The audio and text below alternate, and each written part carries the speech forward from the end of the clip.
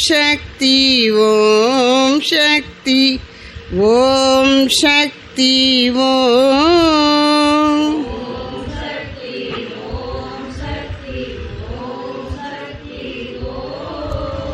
ஆதிசக்தி மகாசக்தி பராசக்தி ஓம்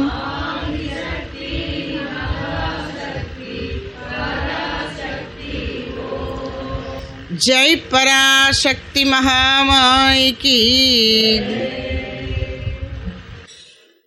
பிரபன்ன பாரிஜாத்தாய தோத்ரவேத்ர ஏகபாணயே ஞானமுத்ராய கிருஷ்ணாய கீதாமிருத துஹே நமக.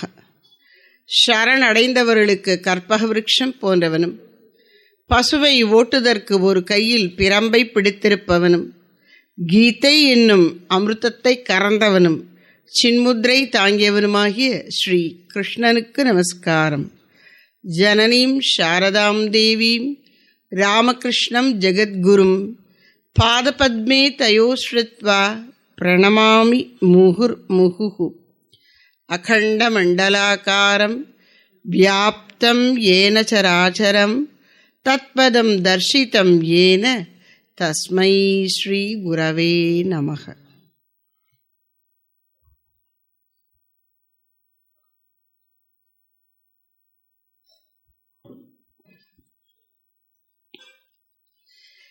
அனைவருக்கும் வணக்கம். அன்னையின் அருளாலே இந்த 2023 ஆண்டுக்கான ஸ்ரீ லலிதா சஹஸ்ரநாம சிறப்பு அந்தர்யோகத்திலே காலையில் நிகழ்த்தப்பட்ட முதல் உபன்யாசத்திலே பிரபஞ்ச ரூபமாய் இருக்கின்ற அம்பாளினுடைய இந்த பிரபஞ்ச தோற்றத்தின் தன்மை என்ன என்று பார்த்தோம். அந்த தன்மை அம்பாளின் பக்தர்களாகிய நாம் ஒவ்வொருவரும் நம்மிடத்து வரவழைத்து கொள்ள வேண்டிய தன்மை. அதில் 2 அம்சங்கள் இருக்குன்னு பார்த்தோம். அம்பாள் இளமையே வடிவெடுத்தவளாக இருக்கின்றாள். அவள் மாறா இளமை என்றும் 16ஆய் இலங்குகின்றாள். பிரபஞ்சத்தின் ஸ்தூல தோற்றமே அப்படி இருக்கிறது. நம்முடைய இந்த உடலில் இளமை மாறி முதுமை வந்திருக்கின்றது. ஆனாலும் மனதில் நாம் இளமையாக இருக்கலாம். இளமை என்பது பக்குவமின்மை, முதிர்ச்சியின்மை அல்ல. தன்னம்பிக்கை, சுறுசுறுப்பு, ஊக்கம், உற்சாகம், செயலில் ஈடுபடுவதில் ஆர்வம், இவற்றோடு இலங்குவது. முதுமை, அதன் காரணமாக வரக்கூடிய துன்பங்கள், அதன் முடிவாக வரக்கூடிய மரணம், இதை கண்டு அஞ்சாதிருப்பது, இதெல்லாம் தான் மனதளவில் இளமையாக இருப்பதன் அடையாளம். அறிவு முதிர்ச்சிக்கு இடையில் உள்ளம் இப்படி உற்சாகம் பொங்கி ததும்புவதாய் இருந்தால் அது இளமையாக இருக்கிறது என்று சொல்லலாம். அதுதான் சரியான அம்பிகை உபாசனை என்று சுவாமிஜி அவர்கள் கூறுகின்றார்கள். அம்பாளுடைய பிரபஞ்ச தோற்றத்தின் இன்னொரு தன்மை விளையாட்டு, அலகிலா விளையாட்டு, திவ்ய லீலா. அவள் லீலா வினோதினியாக, விளையாட்டில் மகிழ்பவளாக, விலாசினியாக இருக்கின்றாள். குழந்தைகள் மணலிலே வீடு கட்டி மணற்சோறு சமைத்து அதை இறைவனுக்கு நைவேத்தியம் கொடுத்து எல்லோரிடமும் பகிர்ந்து கொண்டு ஆனந்தமாக விளையாடுகிறார்கள். பிறகு அவர்களே அந்த மணல் வீட்டை காலால் கலைத்துவிட்டு சந்தோஷமாக போகிறார்கள். இதுக்கு பேர் சிற்றில் சிதைத்தல். அவங்க விளையாடும் போது வேற யாராவது வந்து அதை உழைச்சி விட்டால் கோவம் வந்துடும், பசங்க அதை பண்ணும். ஆனால் விளையாடி முடிச்சுட்டு அவங்களே அதைத்தான் பண்ணுவாங்க. அப்படி அம்பாள் அகில பிரபஞ்சத்தையும் சிருஷ்டித்து காத்து தன்னுள் ஒடுக்கிக் கொள்ளும் இந்த செயல் அனைத்தையும் விளையாட்டாக சந்தோஷமாக கவலை இல்லாது செய்து முடிக்கின்றாள்.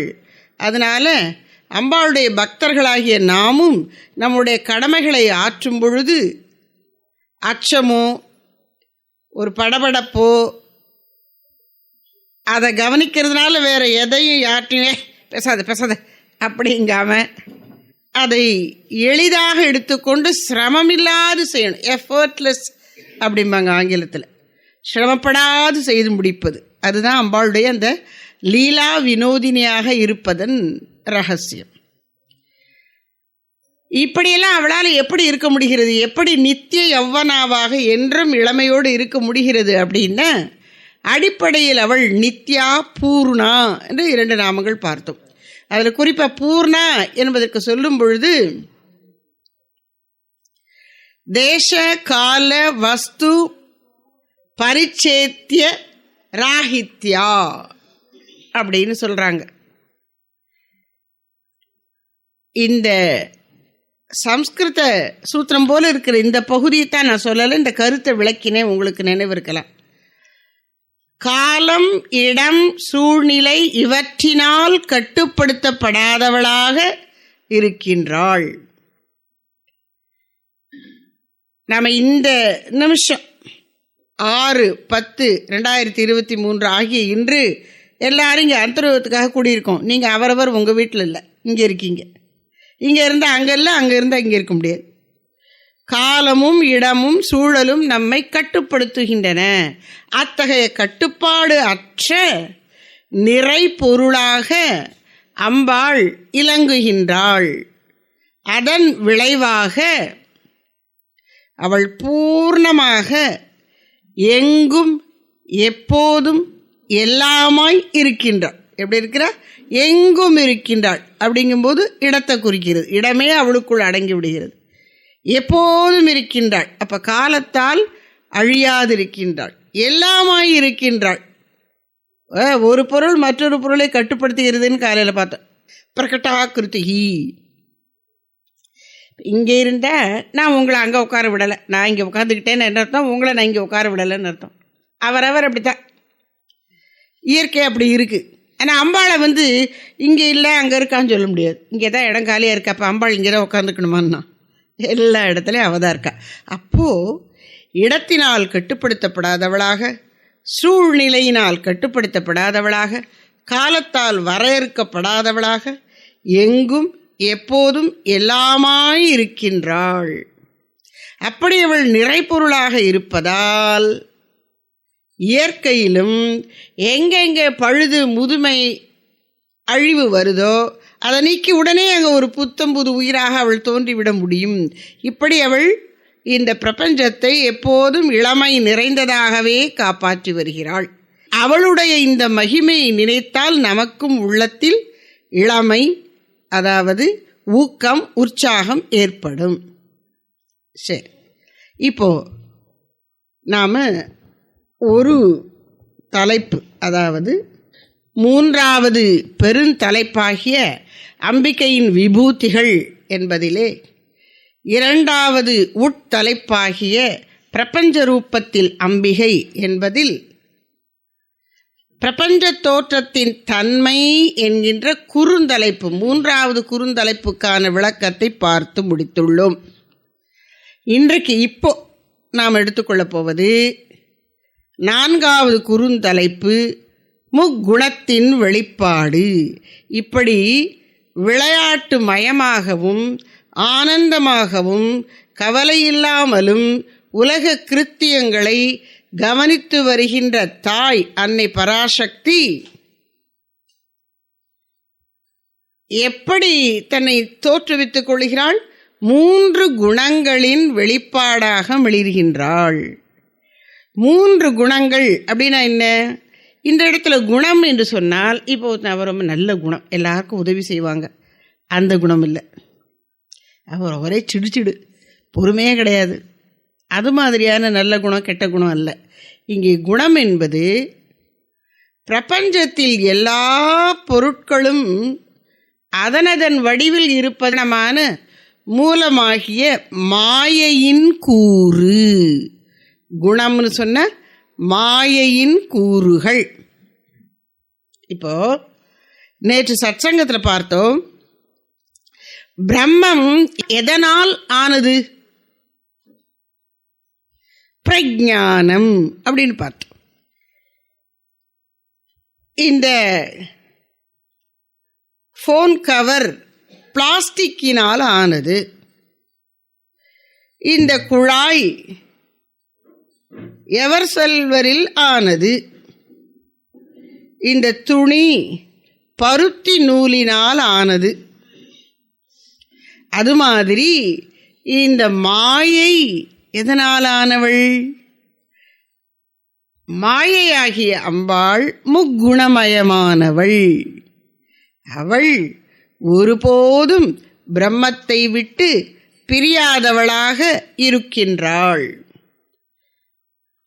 ஏன் அவள் 3 குணமயமாக இருக்கிறாள்? அறிவுமயமான பரம்பொருள் இந்த உலகத்தை படைக்க எண்ணம் கொண்ட போது அந்த உலகத்தை படைக்கணுங்கிற அந்த இச்சை ஆகிய எண்ணத்திலிருந்து மாயாசக்தியை தோற்றுவித்து, நீ இந்த உலகத்தை படைக்கிற வேலையை செய், நான் அறிவாகவே இருந்து கொள்ளுகிறேன் அப்படின்னுட்டார். குருதேவர் ஒரு கதை சொல்லுவார். பெரிய பணக்காரர் ஒருத்தர். அவர் என்ன பண்ணுவாரா, ஹாயா மஞ்சத்தில் படுத்துக்கொள்ளுவார். காலை நீட்டி கொண்டு படுத்திருப்பார்.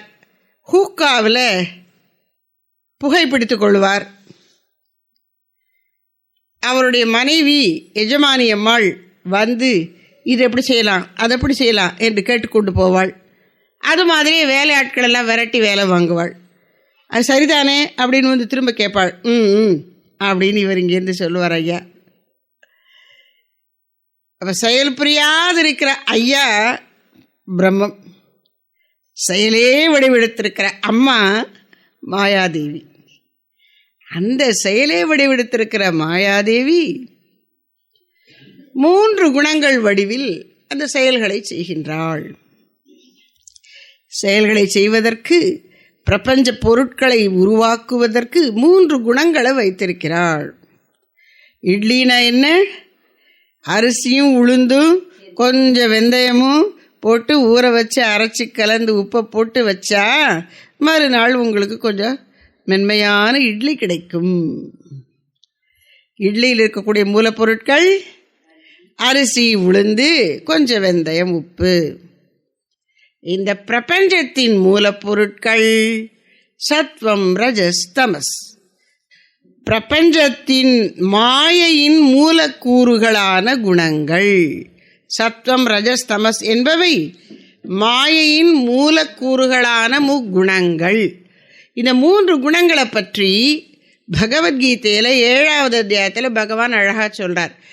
தைவீகி ஏஷா குணமயி மம மாயா துரத்யயா மாமேவ ஏ பிரபத்யந்தே மாயாம் ஏதாம் தரந்திதே. ஏஷா மாயா குணமயி. இந்த மாயை 3 குணமயமாக இருக்கின்றாள். மம மாயா, என்னுடைய மாயை அவள். தைவி, தெய்வீகமானவள். இது மாயையினுடனே ஏதோ கெட்டதுன்னு நினைச்சிடாத, இது தெய்வீகமானது. தைவீகி ஏஷா மமமயி மம மாயா, என்னுடைய இந்த தேவ மாயையானவள் குணமயி, 3 குணங்கள் மயமாக இருக்கின்றாள். சத்வம், ரஜஸ், தமஸ் என்ற 3 குணங்கள் மயமாக இருக்கின்றாள். துரத்யயா, அவளை தாண்டி செல்லுவது ரொம்ப கடினம். மாம் ஏவ ஏ பிரபத்யந்தே, என்னையே யார் சரணடைகிறார்களோ மாயாம் ஏதாம் தே தரந்தி, அவர்கள் இந்த மாயையை கடந்து செல்கிறார்கள். கடத்தற்கரியதான இந்த மாயையை கடப்பதற்கு வழி இந்த மாயைக்கு தலைவனாகிய இறைவனை, பரம்பொருளை சரணடைவது. சக்தி உபாசனை பற்றி சொல்லும் பொழுது அதுவும் அவள் தான், அந்த பராசக்தி தான் பரபிரம்மமும். அதனால அவளையே சரணடைந்து விடு. இப்போ எதுக்கு இந்த கதைன்னா, இந்த 3 குணம் மயமாக அம்பாள் மாயா சொரூபிணியாக இருக்கிறதுனால இந்த பிரபஞ்சத்தில் இந்த 3 குணங்களின் தன்மைகள் வெளிப்படுகின்றன. அது எப்படின்னு ஒரு 5-6 நாமங்களை வச்சு நாம் பார்க்க போகிறோம். இப்போ தமோகுணம் என்பது ஜடத்தன்மை. தமோகுணம் என்பது என்ன? ஜடத்தன்மை, அறிவின்மை, அசட்டை, சோம்பல், மறதி, தூக்கம், இதெல்லாம் தமோகுணம். நம்மகிட்ட பெரும்பாலான நேரம் அம்மா தமோகுண ரூபத்தில் தான் ஆட்சி புரிந்து கொண்டிருக்கின்றாள்.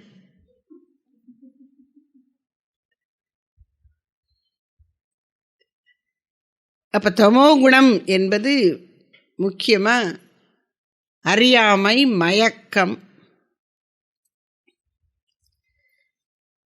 இந்த செயலின்மைக்கு மாறாக ரஜோகுணம் பிரவிருத்தி, செயலிலேயே தூண்டுவது, ஆசையை உண்டு பண்ணுவது, செயலில் ஈடுபடுத்துவது. அந்த ஆசையும் செயலும் இருக்கிறதுனால பந்தத்தில் நம்மை ஈடுபடுத்துவது, கட்டி போடுவது, உலகத்தோடு பந்தப்படுத்துவது. எது? ரஜோகுணம். செயல், ஆற்றல், ஆசை, பந்தம் தான் ரஜோகுணம். சத்வகுணமோ அறிவு, அமைதியோடு கூடிய செயல்பாடு. இந்த நாமத்தில், இங்கே வரப்போகிற நம்ம பார்க்க போகிற நாமத்தில் சத்துவகுணத்துக்கு இந்த அறிவு என்பது தவிர இன்னும் சில அழகான விளக்கங்கள் கொடுக்கப்பட்டிருக்கின்றன. அதை இப்பொழுது பார்ப்போம். இப்போ அன்னை பராசக்தி இந்த பிரபஞ்சத்தை சிருஷ்டி செய்த பொழுது இந்த 3 குணங்களை கொண்டுதான் செய்தாள். எப்படி இட்லினா அரிசி, உளுந்து, வெந்தயம், உப்பு வச்சு அம்மா உருவாக்குகிறாளோ,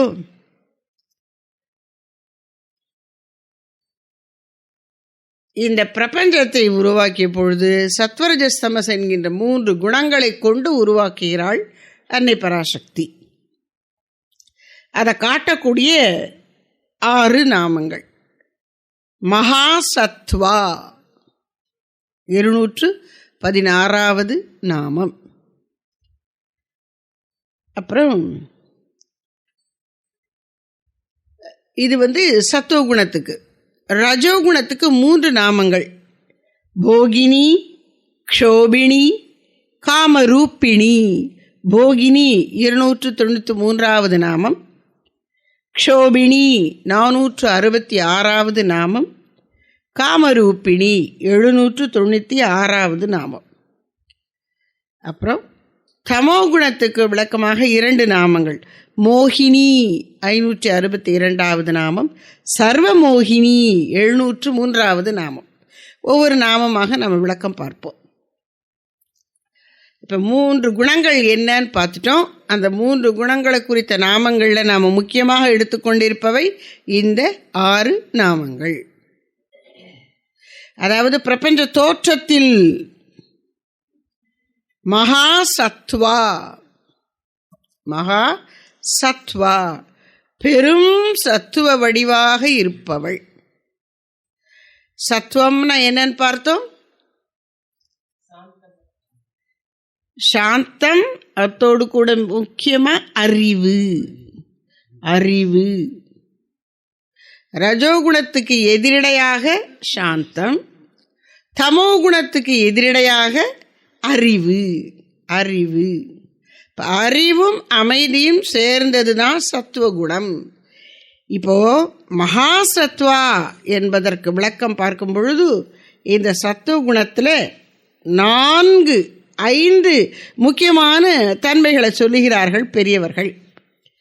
சத்வம் அப்படின்னா உயிர் தோற்றம்ங்கிறாங்க, உயிர் தத்துவம்.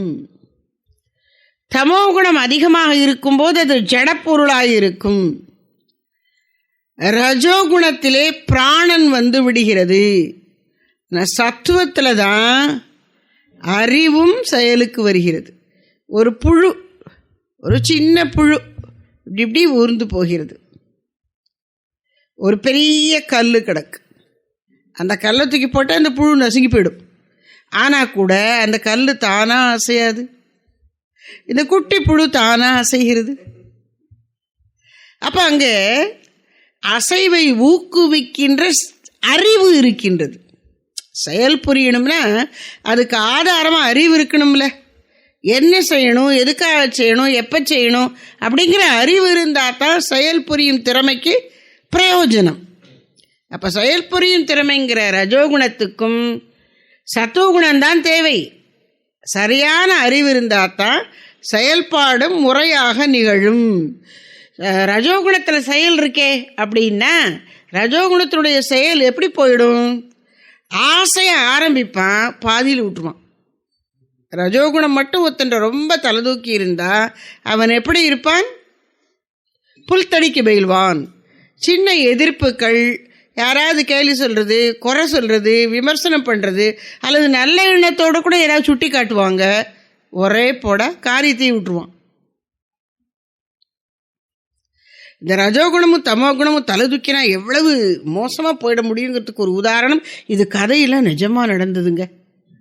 அமெரிக்காவில் இங்கேருந்து நம்ம ஒரு பக்தை, அவங்களுடைய பையன் அமெரிக்காவுக்கு போய் அங்கே பெரிய டாக்டராக இருக்கிறார், சர்ஜன், அறுவை சிகிச்சை நிபுணர். அப்போ ஒரு மருத்துவர் குழு சேர்ந்து ஒரு முக்கியமான அறுவை சிகிச்சை பண்ண போகிறாங்க ஒரு நோயாளியுடைய இதயத்தில். இங்கேருந்து போன அந்த நம்ம இந்திய இளைஞர் வந்து நம்பர் 2 இருக்கிறார். நம்பர் 1 அந்த அமெரிக்க மருத்துவர் ஒருத்தர் இருக்கிறார். என்னென்ன செய்யணும், எப்படி செய்யணும்னு அவங்க பேசிக்கும் பொழுது இவர் சொல்கிறார், நம்ம இந்த இந்திய மருத்துவர், இப்படி தான் பண்ணணும், இப்படி பண்ணினாதான் இந்த பேஷண்ட்டுக்கு நல்லது அப்படிங்கிறார். அந்த நம்பர் 1 டாக்டருக்கு நீ என்ன சொல்கிறது, நான் என்ன கேட்குறது? அவர் சொல்கிறார், இந்த இளைஞர் சொல்கிறார், இந்திய இளைஞர் சொல்கிறார், இல்லை பேஷண்ட்டுக்கு அது ஒத்து வராது, ஏதாவது ஆகிடப்போகுது, இப்படி பண்ணுங்க அப்படின்னு கொஞ்சம் அழுத்தி சொன்ன உடனே அவர் கோவம் வந்துடுச்சு. என்ன பண்ணிட்டாரு, அவங்க இருந்த கத்தி எடுத்து இவர் குத்திவிட்டார். அறுவை சிகிச்சை பண்ணி நோயாளுடைய நோயுற்ற பகுதியை வெட்டி தள்ளுறதுக்கு வச்சிருந்த கத்தி எடுத்து இந்த டாக்டரை குத்தி கடைசியில் அவர் இறந்து போயிட்டார். என்ன தப்பு பண்ணினார்? எது சரியோ அதை சொன்னார். அதை புரிஞ்சுக்கிறதுக்கு அவனுக்கு புத்தி இல்லை. என்ன படிச்சு பிரயோஜனம்? டாக்டர் படிச்சு வெறி, திமிரு, நீ யாரடா என்னை சொல்லங்கிற திமிரு. எதுக்கு சொல்ல வர, இந்த தமோ குணமும் ரஜோகுணமும் இப்படித்தான் இருக்கும். அப்போ சத்துவகுணம் வரும்பொழுதுதான் உயிர் தத்துவம் வடிவெடுக்கிறது. பராசக்தி பிரபஞ்சத்தை சிருஷ்டி பண்ணின போது தமோ குணத்திலிருந்து ஜடமயமான இந்த பிரபஞ்சத்தை, பஞ்சபூத்தங்கள், ஸ்தூலமான பஞ்சபூத்தங்கள், நிலம், நீர், நெருப்பு, காற்று, ஆகாயம் ஆகியவற்றை சிருஷ்டித்தாள். ரஜோகுணத்திலிருந்து பிராணன், கர்மேந்திரியம், ஞானேந்திரியம். கர்மேந்திரியம்னா செயல் புரியும் கருவிகள், மனிதனுடைய உயிர்களுடைய உடலில் இருக்கக்கூடிய செயல் புரியும் ஆற்றல். மனிதனுக்கு பேசும் சக்தி, கைகளால் பொருட்களை பற்றி பிடித்து செயல் புரிவது, காலால் ஒரு இடத்திலிருந்து இன்னொரு இடத்துக்கு நகர்ந்து செல்லுவது, மலஜலம் கழிப்பது, இனவிருத்தியில் ஈடுபடுவது, இதுக்கான செயல் திறத்தை அந்தந்த உயிர்களில் வைக்கிறது. இது ரஜோகுணம். அப்புறம் இந்த ஞானேந்திரியங்கள். சத்துவத்திலிருந்து மனதை, அறிவை உண்டாக்கினாள். இப்போ இது பிரபஞ்சம் முழுசிலும் சமஷ்டியில் தனித்தனி உயிரிலே அந்த உடலை உண்டாக்கினா அந்த உடலுக்குள் உயிரை வைப்பதற்கு அறிவை கொடுத்து உயிரை பார்த்து. அப்போ உயிர்னு சொன்னால் பிராணன் மட்டும் இல்லை, மூச்சு மட்டும் இல்லை. உயிர் பிரியுறதுன்னா மூச்சு மட்டும் பிரியுறது இல்லை, மனமும் இறைவனுடைய அறிவுத்தன்மையின் பிரதிபலனமுமாகிய ஜீவனே வெளியேறுகிறான். அந்த ஜீவன்கிறது என்ன? அறிவும் செயல் திறமும் பிராணனும் மனமும் சேர்ந்து. அப்போ சத்துவகுணத்தில்தான் உயிர் தத்துவம் தோன்றுகிறது. அப்ப சத்துவகுணம் மகா சத்துவான்னா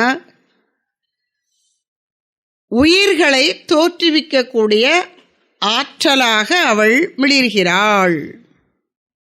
அப்படி தோன்றிய உயிர்களுக்கு அறிவும் செயலும் உயிர் ஆற்றலும் உள்ள அந்த ஜீவர்களுக்கு ஒவ்வொன்றுக்கும் ஒரு தனித்தன்மையை கொடுத்திருக்கிறாள். ஒன்றை போல இன்னொன்று இருக்காது. நம்ம எல்லாரும் மனிதர்கள். இப்போ நீங்கள் எல்லாரும் ஆண்கள், ஒவ்வொருத்தரும் ஒவ்வொரு மாதிரி இருக்கீங்க. எல்லாரும் பெண்கள், ஒவ்வொருத்தரும் ஒவ்வொரு மாதிரி இருக்கீங்க. அத்தனை விதத்தில் தனித்தன்மையோடு உயிர்களை படைத்திருக்கின்றாள். அப்போ தோற்றத்துக்கு வந்த உயிர் தத்துவம் தனித்தன்மையோடு நிலை பெற்றிருப்பதற்கு அதற்குள்ள ஒரு பலத்தை கொடுத்திருக்கிறாள். சில சமயங்கள் அது திமிர் மாதிரி தெரியும். நீங்கள் எத்தனை சொன்னாலும் நான் நினைக்கிறபடி நான் செய்வேன், நான் எத்தனை சொன்னாலும் நீங்கள் நினைக்கிறபடி நீங்கள் செய்வீங்க. நானாக இருக்கிறதுக்கு என்கிட்ட ஒன்று இருக்குல்ல, ஒரு ஆற்றல், அப்படி எல்லார்ட்டையும் இருக்குல்ல. அது சத்துவம் தான். ஈகோங்கிற அகங்காரமாக போயிடாம தன்னை நிலைநிறுத்தி கொள்ளக்கூடிய வலிமை. அப்போ ஒவ்வொரு உயிரினிடத்தும் பலமாகவும் அறிவாகவும் தனித்தன்மையாகவும் அம்பாள் மிளிர்கின்றாள். எனவே அவள் மகாசத்வா. அந்த பலம் எல்லா உயிர்களுக்குள்ளும் அது இருக்கு. ஆச்சரியம் இல்லை? அப்போ நாம் இதை உணர்ந்தா எல்லாரையும் மதிக்கணும். சரி, இப்போ அவங்க தப்பாக பண்ணுறாங்களே அப்படின்னா அவங்களுடைய அறிவு பண்படாத பொழுது தவறு நிகழும். நம்ம எடுத்து சொல்லலாம், அன்போடு எடுத்து சொல்லுவோம். கேட்டுக்கலைன்னா பராசக்தி திருத்துறதுக்கு தான் இந்த உலகத்தை வச்சுருக்கா. தவறு பண்ணினா என்னாகும்? அடி வாங்கணும். நாம் பொறுமையாக ஒதுங்கினா கூட யாராவது ஒருத்தன் திருப்பி கேட்பான், அடிப்பான், ஒருத்தன் வருவான். வல்லவனுக்கு வல்லவன் வையகத்தில் உண்டு, அப்படி ஆளை வச்சு அவன் திருத்திடுவா. அதனால அப்போ எல்லா உயிர்களிடத்தும் பலமாக தனித்தன்மையாக அவள் மிளிர்கின்றாள். அப்புறம் திறமை, வெறுமன வலிமை பலம் மட்டுமல்ல, செயல் புரியும் திறம் எல்லா உயிர்கள்ட்ட இருக்கு. ஓரறிவு உயிராகிய சிற்றறிவாகிய மரம் செடி கொடிகளிடத்திலே அதுக்கு தொட்டுணர்தல்ங்கிற ஒரே உணர்ச்சி தான் இருக்கு. அதை கொண்டு அது எவ்வளோ அழகாக செயல்படுகிறது, வாழ்கிறது, நிறைவாழ்வு வாழ்கிறது அப்படிங்கிறாங்க சுவாமிஜி. சில மரங்கள்லாம் 200-300 வருஷமாக இருக்குமா. அதனுடைய அந்த அடிமரம், இந்த பர்மா தேக்குங்கிறோம்ல, அதனால வைரம் பாய்ந்ததாக உறுதியாக இருக்குது. அவ்வளவு நாள் இருந்து அந்த தன்னை காத்து கொண்டு இத்தனை நாள் அது இருக்குது. அதனால் அதிக பயன்பாடு உடையதாகிறது. அது அதனிடத்தில் உள்ள சத்துவகுணம். அதே மாதிரி திறமைன்னு சொல்கிறோம். திறமைன செயல் புரிவதில் உள்ள அறிவின் வெளிப்பாடு. கருவிகளை கையாளலாம், உடல் உறுப்புகளை கையாளலாம், எப்படியோ அந்த காரியத்தை சிறப்பாக செய்து முடிக்கிறான். அதற்கான திறமை எல்லாரிடமும் உண்டு. ஆனால் அந்த திறமையை நாம் வெளிப்படுத்தணும், பயன்படுத்தணும், மேலும் மேலும் கற்றுக்கொண்டு மிளிரச் செய்யணும். அந்த செயல் திறமாக உயிர்களில் விளங்குகிறாள். அது சத்துவம், அது அம்பாளின் சொரூபம், மகாசத்வா. அப்படின்னா எல்லா உயிர்களிடமும் மிளிருகின்ற திறமை வடிவாக இலங்குகின்றாள். அப்புறம் சமஷ்டியிலே இந்த பிரபஞ்சத்தை சிருஷ்டிக்கும் போது சத்துவத்திலிருந்து மனதை உருவாக்கினாள்னு பார்த்தோம். அப்போ சத்துவகுணம் என்பது மனம். உயிர்கள் அனைத்திலும் மனிதனிடம்தான் மனசு நன்றாக வளர்ந்திருக்கிறது. மனிதர்களுக்குள்ளும் பக்குவ வேறுபாடு இருக்கு. ஆனால் ஒரு விலங்கை பார்க்க மனிதனிடத்து மனம் வளர்ச்சியை பெற்றிருக்கிறது. இந்த மனம்ங்கிறது என்ன? ஜடம் சேத்தனம். ஜடம்னா அறியாமை, முழுக்க முழுக்க அறிவின்மை. சேத்தனம்னா அறிவு. இது ரெண்டுத்துக்கும் நடுவில் இருக்கும் மனசு. எதோடு சேருகிறதோ அந்த தன்மை அது பெற்றுக்கொள்ளும். ஆத்மா அறிவே வடிவெடுத்திருக்கிறது. உலகம் ஜடமயமாக இருக்கிறது. உடலும் உலகமும் ஜடமயமாக இருக்கிறது. மனது ஆத்மாவின் பக்கம் திரும்பினால் அதுவே அறிவுமயமாகிவிடும். ஆத்மாவை நோக்கி திரும்பி உள்ளே செல்லுகின்ற தூய மனம் ஆத்மாவாகவே ஆகிவிடுகிறது. சுத்த மனமும் சுத்த சைத்தன்யமும் ஒன்றே. அதே மனசு இந்திரியங்கள் மூலம் புற உலகில் வெளியில வந்துட்டா நாம் அப்படித்தான் பெரும்பாலான நேரம் இருக்கும். கண்ணு, காது, மூக்கு, நாக்கு, தோல் வழியா புற உலகிலேயே சஞ்சரித்து கொண்டிருந்தால் இந்த மனம் ஜடத்தன்மை பெற்று விடுகிறது. வெளி உலகிலேயே தெரிஞ்சா, டிவியே பார்த்துக்கிட்டு இருந்தா, அப்படி சொல்லுவோம். உதாரணத்தோடு சொன்னாதான் புரியும். என்ன ஆயிடும்னா உயர்ந்த விஷயங்களை புரிந்து கொள்வதற்கே தகுதியற்று போய்விடும் அந்த மனசு. எதோட புழங்குகிறதோ அந்த உருவத்தை எடுத்துக்கொள்கிறது மனசு.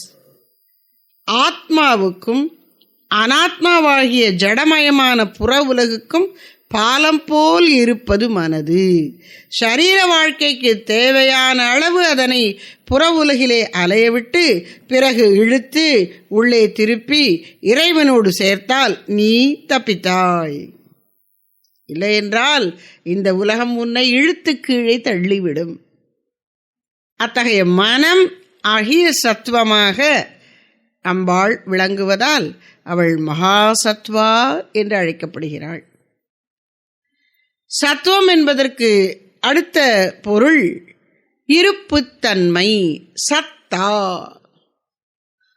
இது என்ன? டம்ளர். இது என்ன?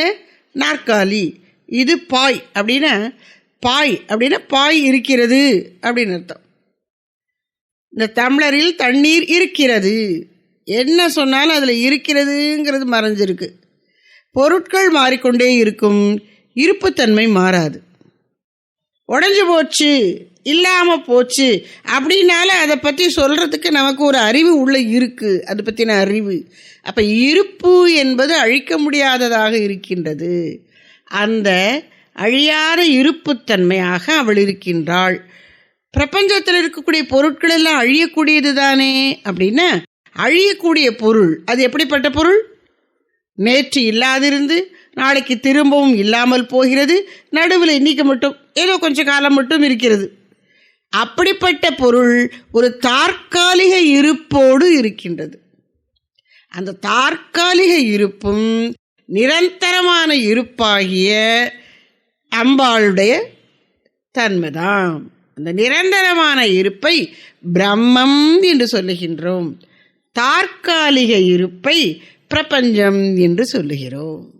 அதனால் அம்பாள் மகாசத்வா ஆக இருக்கின்றாள். அப்போது மகாசத்வா என்று சொல்லும் பொழுது அறிவு, செயல், உயிர்த்தன்மை. அதனால் அவளை என்ன சொல்கிறோம்? அவள் உயிர் தத்துவமாக இலங்குகின்றாள். எனவே அவள் சத்துவகுணம். அவள் வலிமை நிறைந்தவளாக, தனித்தன்மை மிக்கவளாக, தன்னை நிலைநிறுத்தி கொள்ளக்கூடியவளாக ஒவ்வொரு உயிரிடத்தும் வெளிப்படுகின்றாள்.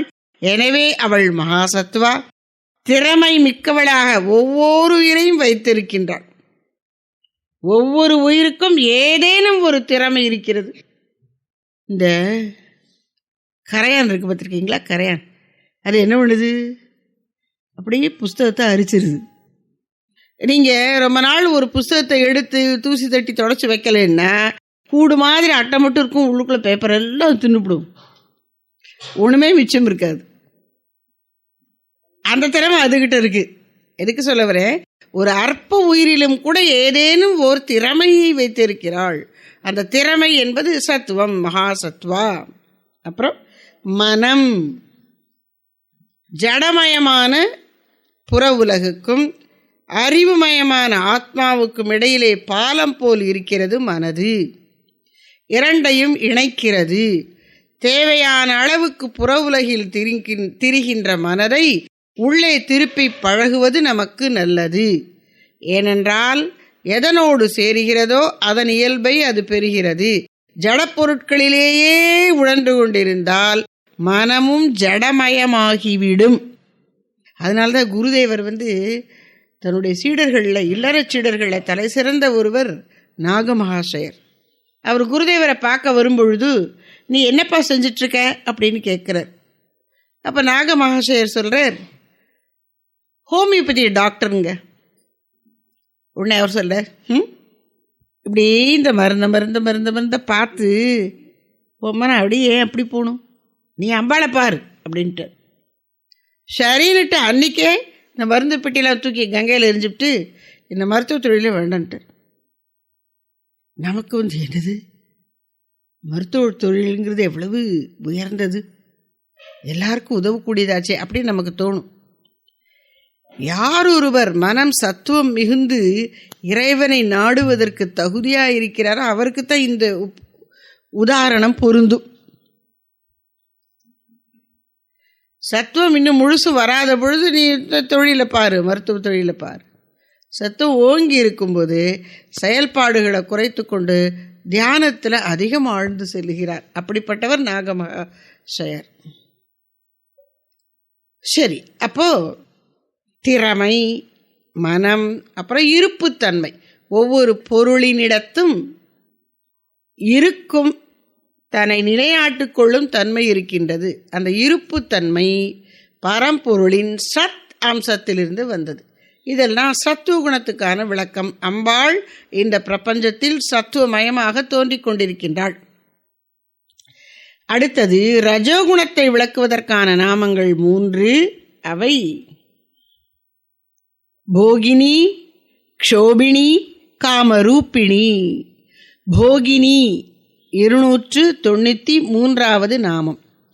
போகம் அப்படின்னா சுகானுபவம், சுக அனுபவம், குறிப்பாக இந்திரியங்கள் மூலம் அனுபவிக்கப்படும் சுகம். ஒரு ஜாங்கிரியை பிட்டு எப்படி நாக்கில் வச்சா எப்படி இருக்கு அப்படின்னு நினைக்கிறோம். இது சுக அனுபவம். சினிமா பார்த்தா கண்ணுக்கு நல்லா இருக்குன்னு நினைக்கிறோம், சீக்கிரம் கெட்டு போகும். அது வேறு இப்போ கையில் இப்படி ஃபோனை வச்சுக்கிட்டு தனேறியாமல் பக்கத்தில் வேறு போயிடுது. குறைஞ்சபட்சம் ஒரு டிவியோ ஒரு ஸ்க்ரீன்னா கொஞ்சம் தள்ளியாவது இருக்கும், இப்படி வேற கண்டுகிட்ட வச்சுக்கிட்டு. இப்படி இந்திரியங்கள் மூலம் புற உலகில் இன்பம் இருப்பதாக நினைத்து அதை சுவைக்கின்ற அந்த அனுபவத்துக்கு பேர் போகம். அந்த போகமயமாக அம்பாள் தான் இருக்கிறாள். பிரபஞ்சத்திலே உயிர்களை போக நாட்டத்தில் வைத்துக்கொண்டு அவைகளுக்கு வேண்டிய சுகானுபவத்துக்கு உரிய பொருட்களையும் வைத்து அனுபவிக்க அனுமதித்திருக்கின்றாள் அன்னை பராசக்தி போகினி.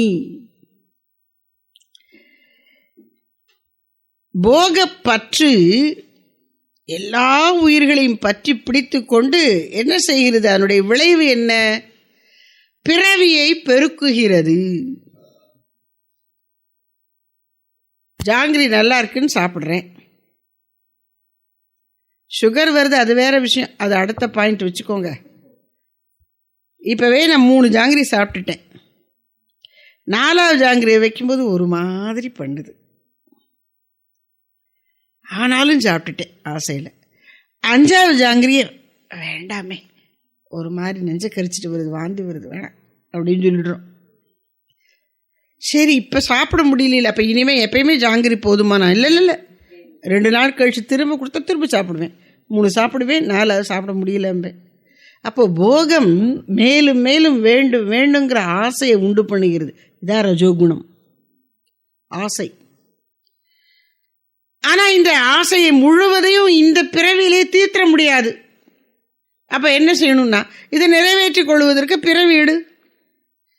இந்த உடலில் இப்போ எனக்கு ஆசை தீரலை, ஆனால் முதுமை வந்தாச்சு, மரணமும் வந்தாச்சு, அப்போ என்ன வேணும்னா ஆசை மிச்சம் இருக்குது, நுண்ணிய வாசனை வடிவில், அந்த வாசனை வடிவில் இருக்கிற ஆசையானது மனசோடு சேர்ந்து அடுத்த பிறவிக்கு தயாராக உயிரோடு வெளியேறுகிறது, அழிஞ்சே போகிறதில்லை. அப்போது போகப்பற்றானது பிறவியை உண்டு பண்ணுகிறது, மேலும் மேலும் உடலெடுக்க வைக்கின்றது. பிறவி கடலிலே நம்மை ஆழ்த்துகின்றது. அப்ப என்ன செய்யணும்னா, போகினி ஆகிய தாயே, என்னை மேலும் மேலும் உலக போகங்களிலே உழலும்படி செய்யாமல் அந்த ஆசையிலிருந்து என்னை விடுவித்து விடம்மான்னு பிரார்த்தனை பண்ணணும். அம்பாள்கிட்ட மனசார பிரார்த்தனை பண்ணணும். போகப்பற்று நீங்க வேண்டும். நீங்கினால்தான் இந்த 3 குணங்களுமே, சத்துவம் ரஜஸ் தமஸ் 3 குணங்களுமே உயிர்களை கட்டி போட வல்லவை. அந்த கட்டிலிருந்து இதை விடுவித்து விடம்மா அப்படின்னு கேட்கணும்.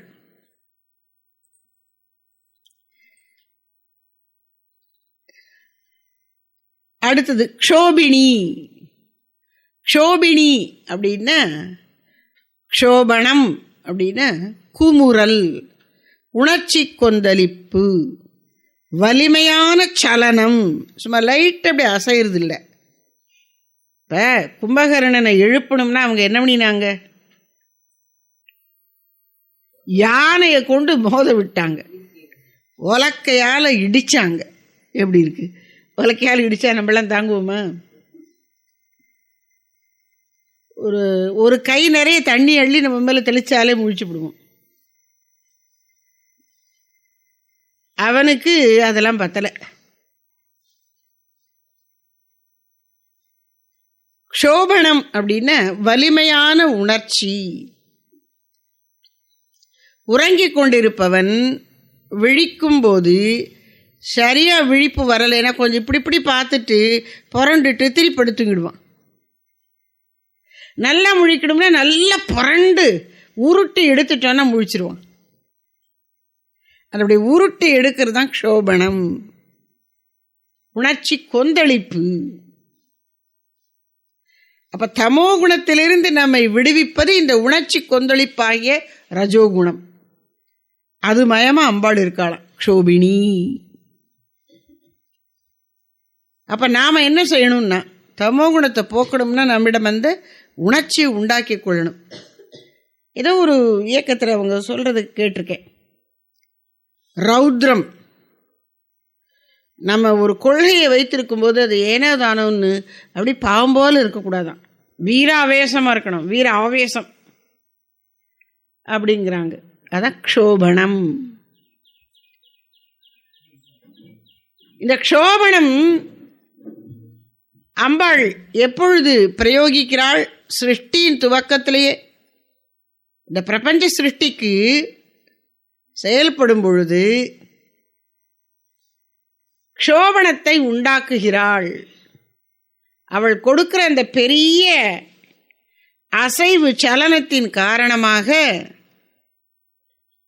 அசையா பொருளாகிய பிரம்மம் அசைகின்ற பிரபஞ்சமாக இயற்கையாக வடிவெடுப்பதற்கு தயாராகின்றது.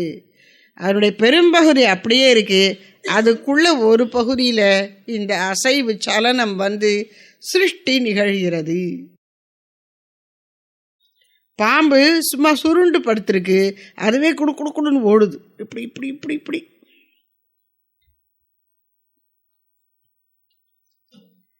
அந்த சலனத்துக்கு பேர் க்ஷோபிணி, க்ஷோபணம். அம்பாள் க்ஷோபணமயமாக இருக்கின்றாள். க்ஷோபணம் என்பது உணர்ச்சி கொந்தளிப்பு, சுறுசுறுப்பு. கொஞ்சம் பொறுமை இல்லாமல் படப்படான்னு கோபம் இருந்தாலும் சுறுசுறுன்னு இருக்கா அப்படிங்கிறோம். அதுவே நல்ல குணமாக சொல்லும்போது சுறுசுறுப்பு அப்படின்னு சொல்கிறோம். அப்போ சுறுசுறுப்பு இருந்தாதான் செயல்பாடு சிறப்பாக திகழும், திறமை நன்கு வெளிப்படும். அப்போ இது வந்து ரஜோகுணத்தினுடைய நல்ல அம்சம். திறமையான செயல்பாட்டுக்கு க்ஷோபணம் என்கிற சுறுசுறுப்பாகிய வலிய சலனம் அவசியம். அந்த சுறுசுறுப்பு மயமாக அம்பாள் இருக்கின்றாள்.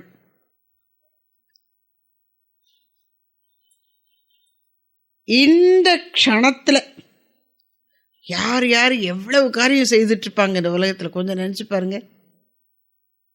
எவ்வளவு காரியம் நடக்கும். அதனாலதான் இயற்கைன்னு சொல்றோம். இங்க இயக்கமும் செயல்பாடு இருந்து கொண்டே இருக்கு. எது இயங்கி கொண்டிருக்கிறதோ அது இயற்கை. ஜகத் அப்படிங்கிற சம்ஸ்கிருத பதத்துக்கும் அதே பொருள் தான். கட்ச், எது போய்கொண்டிருக்கிறதோ அது ஜகத். நிலையில்லாததுங்கிறதுக்கும் சொல்லலாம், செயல்மயமா இருக்குங்கிறதுக்கும் சொல்லலாம். இயங்குவது இயற்கை. அவள் இசக்கியம்மன்கிறோம்ல, இசக்கியம்மன் என்ன? இயக்கி கொண்டிருக்கிறாள். இயக்கி, அதான் இசக்கி பேச்சு வழக்கில். அப்ப அவள் க்ஷோபிணி. அப்புறம் காமரூபிணி. காமரூபிணி அப்படின்னா காமங்கிறதுக்கு இங்கே காமேஸ்வரனாகிய சிவபெருமான்னு ஒரு அர்த்தம். இன்னொரு அர்த்தம் விருப்பம், இச்சை, செயல் புரிவதற்கான உணர்ச்சி தூண்டுதல். எது ஒன்று செய்யணும்னாலும், இப்போ அந்தரயோகத்துக்கு நாங்கள் போகிறோம், நீ வரியா அப்படின்னு நீங்கள் கேட்குறீங்க. உடனே அவங்க வரேன் வரேன், நானும் கேள்விப்பட்டிருக்கேன், வரணும்னு எனக்கு ஆசையாக இருக்குது அப்படின்னு சொன்னால் தான் வருவாங்க. நீ போயிட்டு வா, எனக்கு வேலை இருக்குது அப்படின்னு சொல்கிறவங்களும் இருக்காங்கல்ல. அப்போது அந்த செய்யணுங்கிற இச்சை முதல்ல உண்டாகணும். அப்புறம் இச்சை அதை எப்படி செய்வதுங்கிற அறிவாக வரும். அப்புறம் செயலாக வடிவெடுக்கும். இச்சாசக்தி, ஞானசக்தி, கிரியாசக்தி. மூலம் என்ன? அந்த இச்சை. அதுதான் இங்கே காமம்னு சொல்லப்படுகிறது. காமரூபிணி என்று சொன்னால் விருப்பம் அல்லது ஆசை வடிவெடுத்தவள். ஆசைன்னு பொதுவாக சொன்னால் என்ன ஆசைனா, எண்ணிறந்த ஜீவர்களுக்கு எண்ணிறந்த ஆசைகள். அத்தனை ஆசைகள் வடிவிலும் அம்பாளே இருக்கின்றாள். அத்தனை ஜீவர்களுக்கும் அந்த ஆசைகளை நிறைவேற்றி கொண்டிருக்கின்றாள். காமரூபிணியாக இருந்து ஆசைகளை எல்லாம் நிறைவேற்றும்படி உயிர்களை தூண்டி இயக்கி செயல்பட வைத்து உலக வாழ்க்கையை நடத்தி கொண்டு அதன் மூலம் அந்த உயிர்களை பக்குவப்படுத்தி ஒரு கட்டத்தில் அந்த ஆசையை விட வைக்கிறாள். காமரூபிணி.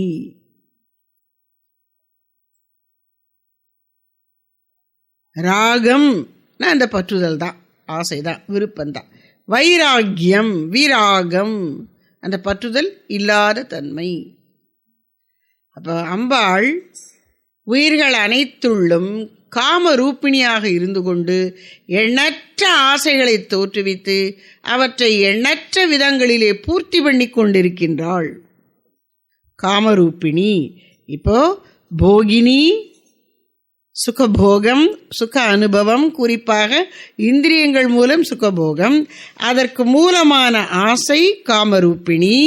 இந்த ரெண்டும் நிறைவேறணும்னு சொன்னால் செயல்பாடு இருக்கணும். சும்மா வராதில்ல, ஜாங்கிரி தானாக உங்கள் வாய்க்குள்ள விழாதில்லை. செய்யாட்டியும் குறைஞ்சபட்சம் காசு கொடுத்தாவது வாங்கணும். அந்த காசுக்கு நீங்கள் உழைக்கணும் ஏதோ ஒரு வகையில். அப்போது போகத்தை நிறைவேற்றிக் கொள்வதற்கு உழைப்பு, முயற்சி, செயல் போட்டாகணும். அதுக்கு க்ஷோபிணி. போகினி சுகபோகத்துக்காக அதன் மூலமான காமரூபிணி, அதற்கான செயலாக க்ஷோபிணி. சுக அனுபவம், ஆசை, செயல், இதெல்லாம் ரஜோகுணம். பிரபஞ்சம் இந்த மூன்று மயமாக இருக்குது. இப்போது தமோகுணத்துக்கான நாமங்கள் என்னன்னு பார்ப்போம். தமோகுணத்தை விளக்கும் நாமங்கள் 2 எடுத்துக்கொள்கிறோம். மோகினி 562வது நாமம், சர்வமோகினி 703வது நாமம். இப்போ மோகினி, சர்வமோகினி. மோகினின்னு என்ன? மயக்குபவள். சர்வமோகினா எல்லா உயிர்களையும் மயக்குபவள். என்ன அர்த்தம்? என்ன வித்தியாசம்னா எதுக்கு 2 தடவை சொல்லணும்? அப்போ விளக்கம் கொடுக்குறவங்க 2 விதமான விளக்கம் கொடுத்துருவாங்க. இப்போ முதல்ல சொன்ன மோகினி என்பதற்கு காமத்தில் தூண்டுகின்ற மயக்குகின்ற சக்தியாக இருக்கின்றாள். உயிர்களை காமத்தில் செலுத்துகின்றவளாக அம்பாள் இருக்கின்றாள். விரும்பினாலும் விரும்பாட்டாலும் அப்படி இருக்கு உலகம். ஆத்மசாதகன் என்ன செய்யணும்? சுவாமிஜி சொல்றாங்க, மோகினி ஆகிய அம்பாளுடைய ரூபங்களை பார்க்கும் பொழுது உன்னை நீ குழந்தையாக வைத்து கொண்டு விடு. ஸ்ரீராமகிருஷ்ண பரமஹம்சர் அப்படித்தான் செய்தார். இப்ப இந்த உலகப்பற்று உள்ளவர்களுக்கு தெய்வீகம் வைராக்கியம் புரியாது. ஒருத்தருக்கு வைராக்கியமா இருக்க முடியுமா? அது எப்படி முடியும்? என்ன அப்படின்னு பக்தி மார்க்கத்தில் கொஞ்சமாவது போய் இறையருளால் கொஞ்சம் ஆசை விட்டவங்களுக்கு தோணும், உலக மக்களுக்கு தோணாது. ஒருத்தவங்க சொன்னாங்க, ஒரு சிஸ்டரை பார்த்துட்டு இவங்க இவ்வளோ அழகாக இருக்காங்க அப்படின்னாங்க. அழகாக இருந்தால் ஆன்மீக வாழ்க்கைக்கு வரக்கூடாது. அவங்க கேட்குறாங்க, இவங்க இவ்வளோ அழகாக இருக்காங்க அப்படின்னாங்க. அழகாக இருந்தால் சன்னியாசி ஆகக்கூடாதா? அவங்க நினப்பு.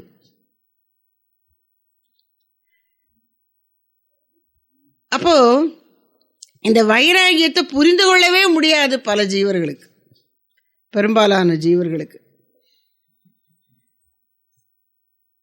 ஆனால் நாம் வைராகியத்துக்காக அம்பாள்கிட்ட பிரார்த்தனை பண்ணணும், பரிந்து பிரார்த்தனை பண்ணணும். அப்படி குருதேவர் என்னுடைய அசாதாரண பக்தியை முற்றிலும் நம்ப முடியல. இப்படி கூட ஒருத்தர் இருப்பாங்களா? கடவுளை பார்க்கலன்னு அழறாரு. அழுது அவர் கொட்டுற தண்ணி அப்படியே தரையில் தேங்குது. இந்த டம்ளர் தண்ணி கொட்டினா கொஞ்சம் இப்படி இருக்கும்ல, அது மாதிரி இவர் கண்ணீர். எதுக்குன்னா கடவுளை பார்க்கலன்னு எழுதிருக்குற. இப்படிலாம் ஒருத்தர் இருப்பாங்களா? இதெல்லாம் நிஜமான நடிப்பா அப்படின்னு டெஸ்ட் பண்ணுறார். யாரு? அந்த கோயிலை கட்டின எஜமானி அம்மாவோட மருமகன். ஒருத்தர் ஒன்று சொல்ல முடியல. என்ன டெஸ்ட் வச்சாரான்? குருதேவர்கிட்ட 2 விலை மாதர்களை அனுப்பி அவரை மயக்குங்கள்னுட்டாரான். இவர் எப்படின்னு பார்த்துடுறேன்னு. அந்த பெண்கள் வராங்க. அவர்களுடைய நோக்கம் இவருக்கு விளங்கி விட்டது. உடனே அம்மா அம்மா அம்மான்னு அப்படி குழந்தை மாதிரி அன்னை பராசக்தி அவர்களிடம் பார்த்தார். அவர்களுக்கே வெக்கமாக போச்சு. சிப்பா, இந்த மனுஷன்ட்ட போய் எங்களை அனுப்பியிருக்க அப்படின்னு திட்டிவிட்டு போயிட்டாங்களாம். யாரை? அதை டெஸ்ட் பண்ணினவரை. அதுதான் ஸ்ரீ ராமகிருஷ்ண பரமஹம்சர் கையாண்ட முறை. அதனால் அம்பாளுடைய மோகினி ரூபங்கள் நிறைய இருக்கும். நீ விவரம் இல்லாமல் மாட்டிக்காத. நீ உன்னை குழந்தையாக வைத்துக்கொண்டு அம்பாளை பிரார்த்தனை பண்ணிவிடு அப்படின்னு சொல்கிறார். இப்போ மோகினி அப்படின்னு பெண்பாலாக இருக்கிறனால ஆண்களை மயக்கக்கூடிய பெண்கள் மட்டும்தான் இல்லை, பெண்களை மயக்கிற ஆண்கள் எப்படி இருக்கலாம்? எப்படியா இருந்தாலும் மயக்கி ஆசையில் வீழ்த்தி மோக வலையில் சிக்க வைத்து உண்மையை மறக்கச் செய்து உலக வாழ்க்கையில் மேலும் மேலும் தள்ளக்கூடிய எதிர்மறை சக்திகள் உலகத்தில் இருக்கும். அதுலேருந்து நீ தப்பிச்சுக்கணும்னா அம்பாளையே சரணடை. சரி, அப்புறம் சர்வமோகினி, எல்லா உயிர்களையும் மயக்குகிறாள். எப்படி எல்லாம் மயக்குகிறாள்னு ஒரு லிஸ்ட் போடுறாங்க சாமி. மோகம்னா என்ன? ஒன்றை இன்னொன்றாக புரிந்து கொள்வது. ஒரு உதாரணம் சொல்றேன். பனை மரத்தின் கீழே நின்று பாலை குடித்தாலும் கள்ளுன்னு தான் தோணுமா. பால் வெள்ளையா இருக்கு, அவன் நின்று குடிச்சிட்டு இருக்கிற இடம் பனை மரம். இப்படி ஊற்றிக்கிறான் டம்ளரை ஒசத்தி, வெள்ளையா நம்ம விழுது. தள்ளி இருந்து பார்க்க நினைக்கிறான், அவன் கள்ளு குடிக்கிறான். நல்ல ஆளுன்னு ஊர் முன்னாடி வேஷம் போட்டுட்டு கள்ளு குடிக்கிறான் பாரு அப்படின்னு சொல்லுவாங்களாம். அப்போ ஒன்றை இன்னொன்றாக நினைத்து விட்டோம். அங்கே உண்மையை அறியாத ஒரு மயக்கம் வந்து விடுகிறது. சாதாரணமாக நம்முடைய பெரியவர்கள் சொல்லக்கூடிய உதாரணம் கயிறு பாம்பு. ஒரு சாயந்தர நேரம் இருட்டும் இல்லை வெளிச்சம் இல்லைம்மா, ஒரு மாதிரி மங்கின வெளிச்சத்தில் அவன் போயிட்டுருக்கான். பார்த்தா பாம்பு, ஷியோ பாம்பு அப்படின்னு பயந்து பின்வாங்கினான். படபட படபடன்னு வருது. கத்திட்டான், பாம்பு பாம்பு. உடனே அவனுடைய நண்பன் ஓடி வந்தான், லாந்தர் எடுத்துக்கொண்டு ஓடி வந்தான். எங்கே இருக்கு பாம்பு? இந்த போகுது அப்படின்னு பார்த்தா, டே கயிறுடாது அப்படின்னு நண்பன் சொன்னோடனே, கயிறா? ஐயோ, நான் பாம்பு நினச்சிட்டேனே அப்படிங்கிறான். படபடப்பு குறையவே இல்லை. அது கயிறுன்னு நினச்சப்புறமும் கொஞ்ச நேரத்துக்கு படபடப்பு இருக்கு, கயிறுன்னு தெரிஞ்சப்புறமும். இப்போ கயிறை இவன் பாம்பாக பார்த்தான்ல, அந்த கயிறுங்கிற உண்மையை அறிய ஒட்டாமல் பாம்புங்கிற பொய்யை காமிச்சிருக்கு பாருங்க, அதான் மோகம். அப்படி மோகம் கொள்ள செய்கிறாள் பராசக்தி. இது என்ன லீலையோ தெரியல. திரோதான கரி விளக்க முடியல, அனிர்வச்சனீயம். மாயாதேவி விளக்க முடியாதவளாக இருக்கின்றாள். நம்மால் அவளை புரிந்து கொள்ளவும் முடியவில்லை, சொற்கொண்டு விளக்கவும் முடியவில்லை. இந்த மயக்கம் எப்படியெல்லாம் செயல்படுகிறது? சாதாரண லௌகீக வாழ்க்கையில் இருக்கிற உதாரணங்கள் சிலவற்றை சுவாமிஜி கொடுக்குறாங்க. பணம், இந்த பணத்துக்கு மனுஷன் கொடுக்குற முக்கியத்துவம் இருக்கே, சாமி சொல்றாங்க, தனதானிய விவர்தினி, தனத்தையும் தானியத்தையும் வளர்ப்பவள். மனிதர்களுடைய போக்கு தானியத்தை விட தனத்துக்கு முக்கியத்துவம் கொடுக்கிறார்கள். விவசாயி, தொழிலதிபர், யாரை அதிக மதிப்போம்? யாருக்கிட்ட பணம் நிறைய இருக்கும்? தொழிலதிபர். அதனால பார்க்கறதுக்கும் அவன் தான் டிப்டாப்பாக இருப்பான். இவன்கிட்ட பணம் இருந்தாலும் இவனுடைய தோற்றம் ஒரு மாதிரி இருக்கும் கொஞ்சம் கம்பேரிட்டிவ்லி. ஆனால் எது வேணும்? விவசாயம்தான். சோறு சாப்பிடணும்ல தொழிலதிபரும். அதனால மனிதன் தங்கத்துக்கும் தனத்துக்கும் கொடுக்கிற மதிப்பு அளவுக்கு மேல் தேவையில்லாது இருக்கிறது. அப்படி யாருக்கு சொல்றதுக்கு தைரியம் வரும்? விட்டு கொடுப்போமா? அப்போ உன்னுடைய அடிமையாக இருந்து சில காரியங்களை நிறைவேற்றுவதற்கு பயன்படுவதாக மட்டும் வைத்து கொள்ளப்பட வேண்டிய பணத்தை உன் எஜமானன் மாதிரி இருந்து அதை சேர்க்கறதே வேலையை வச்சு நிம்மதி இழக்க வச்சு தூக்கம் போச்சு, சரியாக சாப்பிட முடியல. சரி, அதை அனுபவிச்சு, ஆனால் நீ அனுபவிக்கல, போட்டு போட்டு டெபாசிட் பண்ணி வச்சிருக்க வேண்டியதுதான்.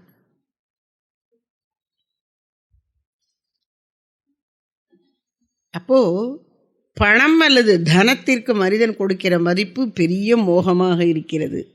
ஒரு உதாரணம். அப்புறம் சொல்றாங்க, இதெல்லாம் நம்ம வாழ்க்கையில் இருக்கு, எதுவுமே நம்மளால மறுக்க முடியாது.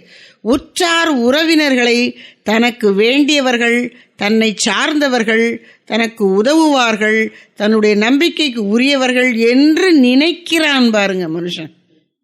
யாரும் இல்லை, நம்ம ஒவ்வொருத்தரும் தான்.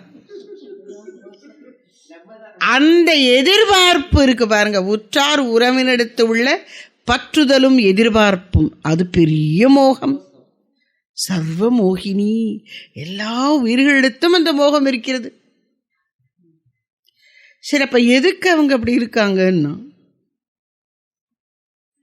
ஏன் அப்ப நம்ம சேர்ந்திருக்கணும்?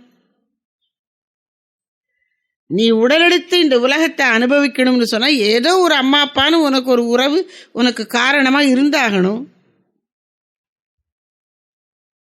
அவரவர் வினையை முடிக்க அவரவர் வந்துள்ளார்கள். உற்றார் உறவினருடைய வாழ்க்கை நோக்கம் என்ன? நான் இந்த ஜென்மத்தில் இதெல்லாம் அனுபவிக்கணும், அதில் எனக்கு நீ இந்தந்த காலகட்டத்துக்கு மட்டும் என் கூட வருவ, அப்புறம் நீ யாரோ நான் யாரோ போய்கிட்டே தான் இருக்கோம். ஆனால் அதை உண்மை நிரந்தரம்னு நினைச்சிடுறோம். இது பெரிய மோகம், உற்றார் உறவினிடத்து கொள்ளுகிற மோகம். அப்புறம் பிறப்பு அல்லது ஜாதியில் ஏற்றத்தாழ்வு பார்க்கிறான். நாம இந்தியர்கள் நமக்குள்ள ஜாதியில் ஏற்றத்தாழ்வு பார்க்குறோம். அவன் வெள்ளைக்காரன் தோலை வச்சு நம்ம தாழ்வா நினைக்கிறான். இங்கே சிவப்பா இருக்கிறவன் போனாலும் அவன் பார்வையில் நம்மளாம் கருப்பர்கள் தான்.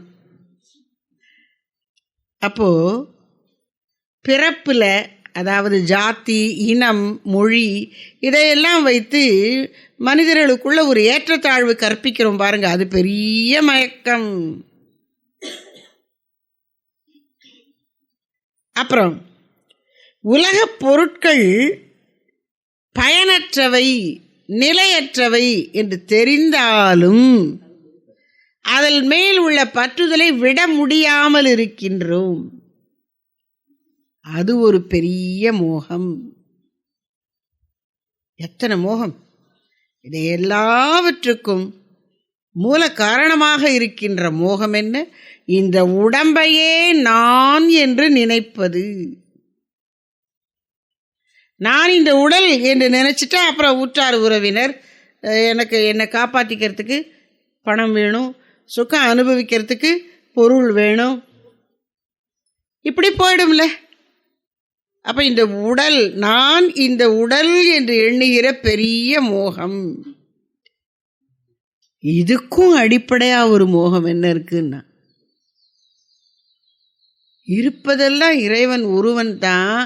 ஆனா எத்தனை வெவ்வேறு வித தோற்றங்கள்! அப்பா, இந்த சின்ன அறைக்குள்ள ஒரு தரம் சுத்தி பார்த்தா அவனுக்கு என்ன தெரியுது?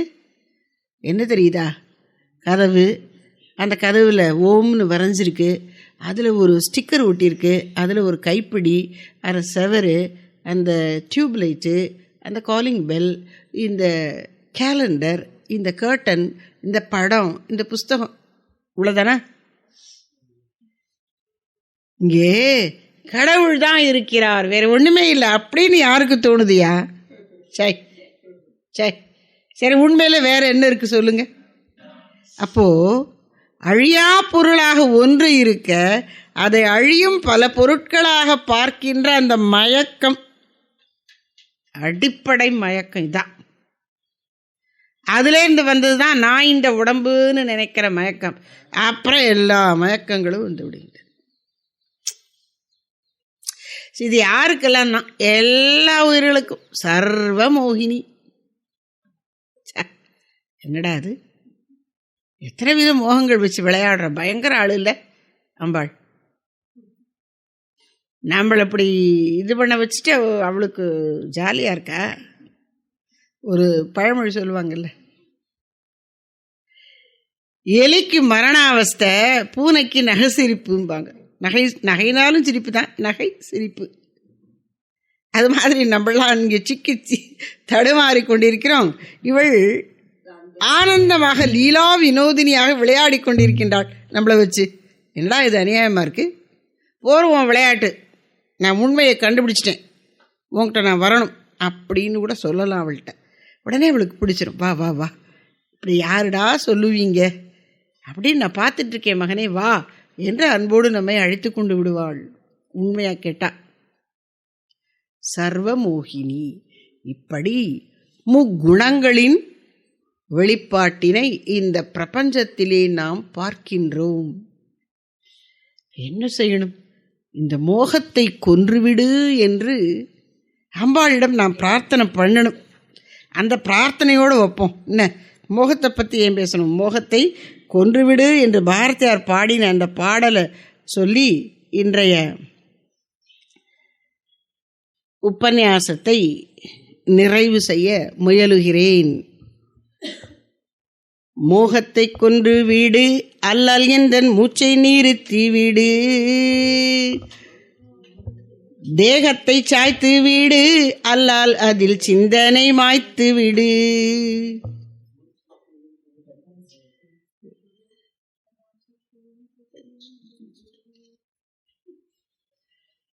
மகாசக்திக்கு விண்ணப்பம். மோகத்தை கொன்று வீடு, அல்லால் எந்தன் மூச்சை நிறுத்தி வீடு.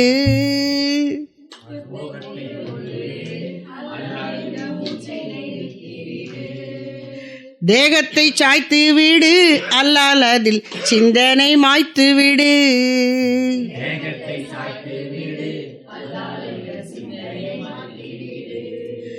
யோகத்திருத்தி வீடு, அல்லால் எந்தன் ஊனை சீதைத்து வீடு.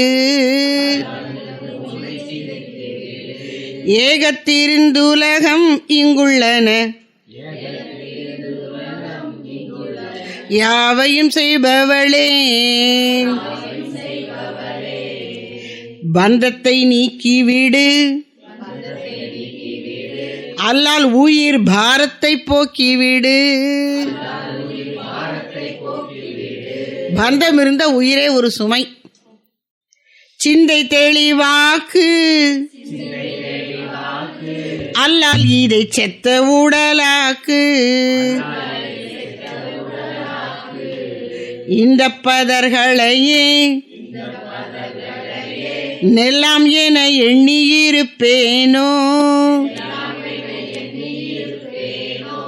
எந்த பொருளிலுமே உள்ளே நின்று எங்கியிருப்பவளே. உள்ளம் குளிராதோ பொய்யானவ ஊனம் ஒழியாதோ.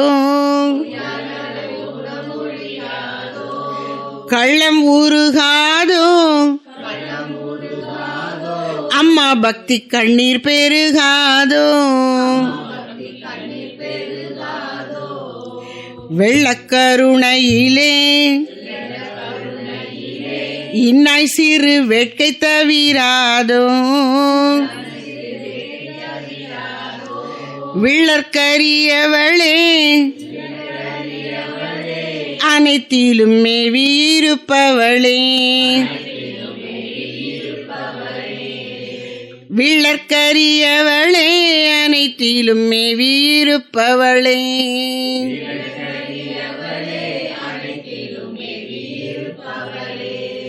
மோகத்தை கொன்றுவிடு அல்லால் எந்தன் மூச்சை நிறுத்திவிடு.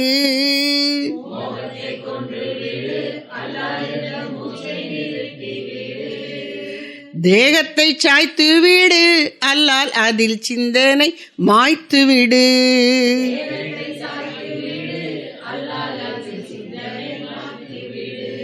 அதில் சிந்தனை மாய்த்துவிடு.